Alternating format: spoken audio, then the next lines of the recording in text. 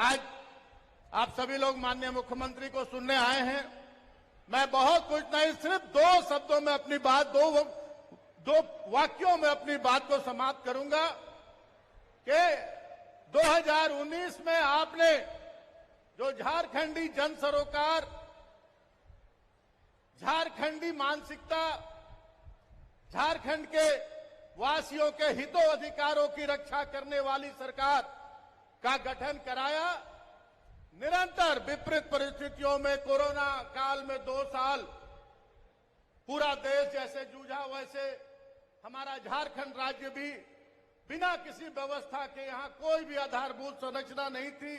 2 साल आपके माननीय मुख्यमंत्री ने इस कोरोना से संघर्ष किया, लोगों को बचाने का काम किया, लोगों को जीविका देने का काम किया, रोजी रोटी देने का काम किया, और साथ ही साथ इस राज्य को कैसे हम, जो गुरुजी के सपनों का जो झारखंड था, वो झारखंड कैसे बने, इस दिशा में निरंतर काम होता रहा। और आज अंतिम पंक्ति के लोगों को लक्ष्य करके हमारे माननीय मुख्यमंत्री की सोच है कि जब तक हमारा गांव टोला, हमारा पंचायत, हमारा प्रखंड विकसित नहीं होगा, तब तक हम राज्य के विकास की कल्पना नहीं कर सकते हैं। और अब एक एक योजनाएं गांव टोला को लक्ष्य करके यहां के आदिवासियों, यहां के मूलवासियों, यहां के अकलियतों, यहां के जो ऊंची जाति के गरीब लोग हैं, यहां के आदिवासी, यहां के मूलवासियों को लक्ष्य करके एक एक योजनाएं धरातल पर उतारी जा रही हैं। माननीय मुख्यमंत्री आपको विस्तार से बताने का काम करेंगे। हम बार बार आपके बीच आएंगे, छोटी छोटी सभाओं में आपको एक एक योजनाएं सरकार का बताने का काम करेंगे। मुझे जो जिम्मेदारी मिली है, माननीय मुख्यमंत्री ने बहुत सोच समझकर मुझे पूरे झारखंड राज्य को शुद्ध पेयजल उपलब्ध कराने की जिम्मेदारी सौंपी है, और इस झारखंड राज्य को स्वच्छ और सुंदर बनाने का, स्वस्थ बनाने की जानकारी की जिम्मेदारी सौंपी है। मैं निरंतर उस प्रयास में लगा हुआ हूं। मैं एक दो बहुत अभी आज माननीय मुख्यमंत्री के द्वारा पूरे 4 अनुमंडल के लिए एक बहुत बड़ी महत्वाकांक्षी योजना का शिलान्यास किया जाएगा। लगभग 233 करोड़ रुपए से ज्यादा की योजनाओं का आपके विधायक अनूप सिंह जी के द्वारा भी बहुत सारी योजनाओं का शिलान्यास हुआ है। चंद्रपुरा पूरे ब्लॉक को कवर करने के लिए, शुद्ध पेयजल पहुंचाने के लिए 46.88 करोड़ रुपए की योजना का शिलान्यास किया गया है, जिसका काम बहुत तेजी से चल रहा है और 30/9/2024 तक ये योजना पूरी हो जाएगी। चंद्रपुरा में भी फिर एक और योजना 7.399 करोड़ का, जो 93% काम पूरा हो गया है। इसी तरह से नाराबदियों में भी 17.15 करोड़ का योजना चल रहा है, जिसका काम 90% पूरा हो गया है। और इन सारी योजनाओं से पूरे चंद्रपुरा वासियों को एक एक घर में शुद्ध पेयजल उपलब्ध कराया जाएगा। और साथ ही साथ स्वच्छ भारत मिशन का जो कार्यक्रम चल रहा है, शौचालयों का निर्माण तेजी से कराया जा रहा है। बहुत सारी योजनाएं, सॉकपिट बनाने की और हमारे गोबर गैस प्लांट बनाने की योजनाएं काफी तेजी से धरातल पर उतर रही हैं।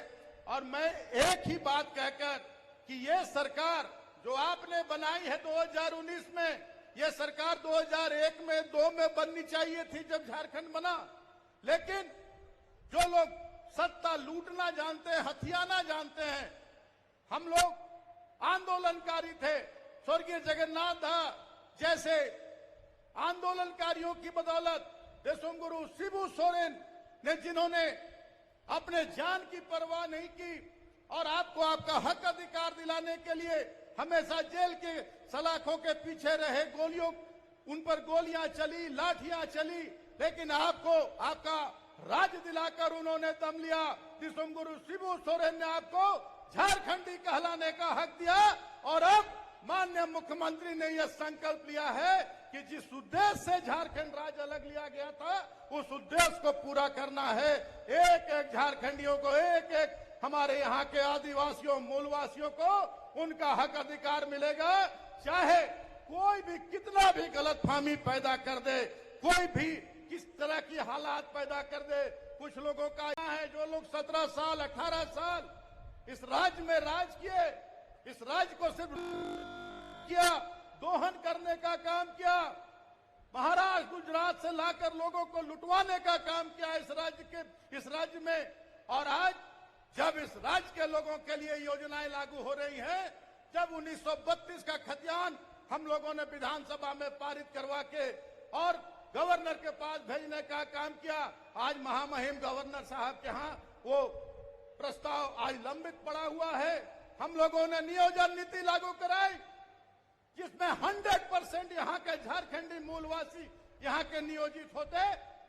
कोर्ट में जाकर भारतीय जनता पार्टी के नेताओं ने, बड़े बड़े नेताओं ने कोर्ट में जाकर उस नियोजन नीति को खारिज करवाने का काम किया और आज 60-40 नए चलतों का नारा दिलवा रहे हैं।